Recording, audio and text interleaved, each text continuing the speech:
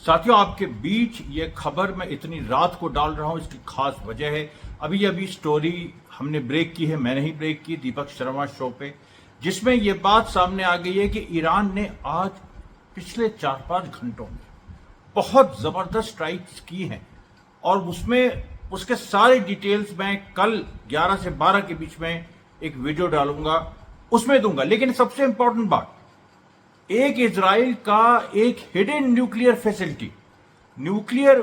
Facility छुपी हुई, जो दुनिया से छुपी हुई है, दिमोना नहीं, नजब डेजर्ट में जो है, बल्कि उसी के पास सिदौत मीका फैसिलिटी, वहां पर उसके रडार पे, वो भी कार्बन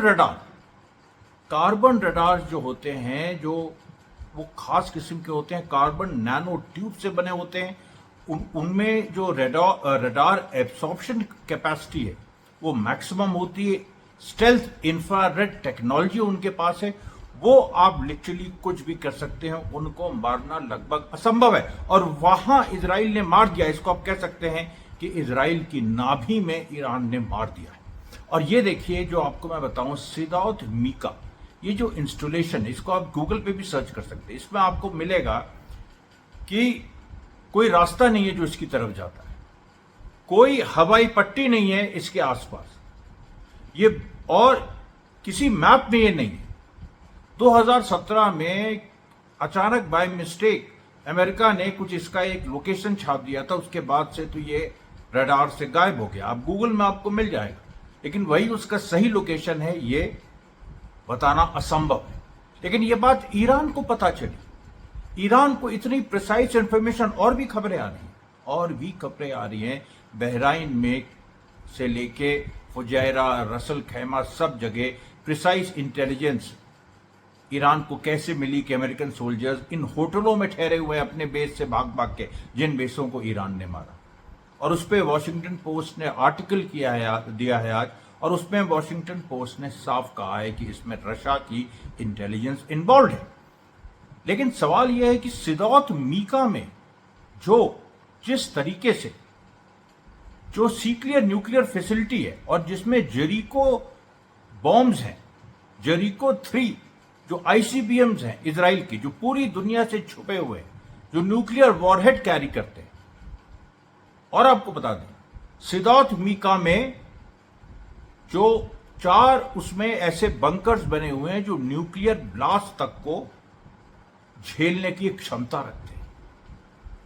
और मेरे तो रोंगटे खड़े हो गए हैं ये सब सुनकर। और मैं एडिशनल इंफॉर्मेशन आपको दे रहा हूं, क्योंकि जैसे हमने बताया, उस शो में हमने इंफॉर्मेशन दी है, और काफ़ी मतलब उसमें मैंने डिटेल में बातें की हैं, और जो होस्ट हैं उन्होंने भी काफ़ी हमसे अच्छी तरह से बात की है और निकाली हैं चीज़ें। लेकिन उसकी जो एक और खबर है कि ये जो रडार है, इसकी इंफॉर्मेशन कहाँ से ईरान को मिली, और ये ईरान की अपनी टेक्नोलॉजी भी है। लेकिन इसमें देखिए चाइना का एक रोल है, क्योंकि इलेक्ट्रॉनिक वॉरफेयर में आज की तारीख में चाइना नंबर 1 है। और ये जो इस रडार पे मारना, ये कार्बोनाइज रडार पे मारना, ये लगभग असंभव था। ये इलेक्ट्रॉनिक कम्युनिकेशन से ही संभव है। और आप देखिए, एक चीज और है, सिदौत मीका जो बेस है उसके आप वो तो मान लीजिए इजराइल में है, और अबू धाबी में अल दफरा बेस, वहां भी मारा है।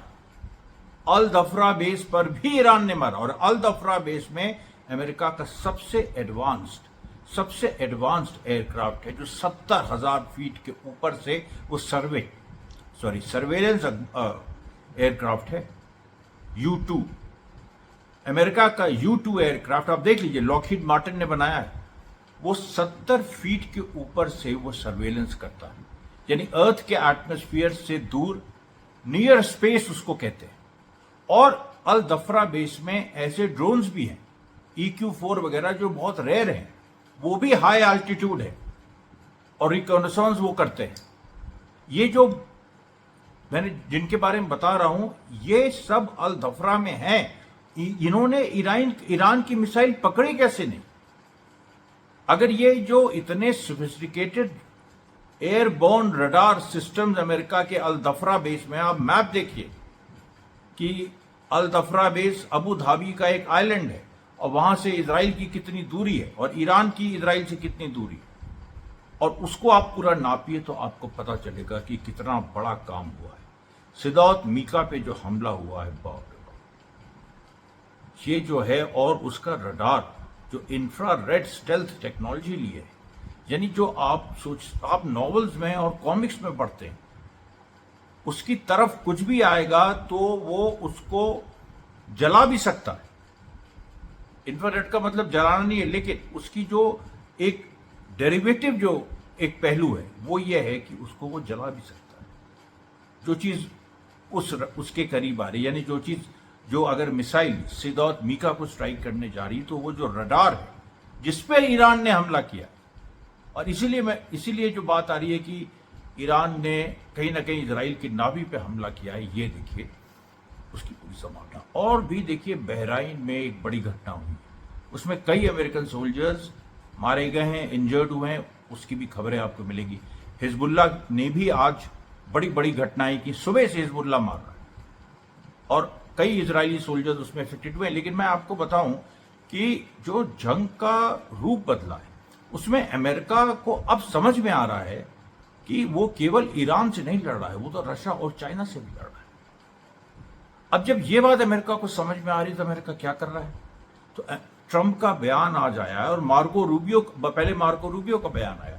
मार्को रूबियो ने कहा कि हम ईरान में रिजीम चेंज नहीं चाहते जी, और ट्रंप का बयान आया, उसने कहा कि ईरान को सरेंडर करना होगा। लेकिन उसने दूसरी बात यह भी कही कि मैं किसी भी रिलीजियस अथॉरिटी से बात करना चाहता हूं। मतलब आप झुक गए, आप रिजीम चेंज नहीं करना चाहते हो, आप कह रहे हो कि अभी जो रिजीम है, जो वली फकीर रिजीम है, जिसमें शिया क्लेरिक्स का रूल है, शिया उलेमा का रूल है एक तरह से कहें तो उन्हीं में से किसी एक से आप बात करने को तैयार हो, यानी अगले सुप्रीम लीडर को जिसको अभी आप मारने की धमकी दे रहे थे, उससे आप बात करने को तैयार हो।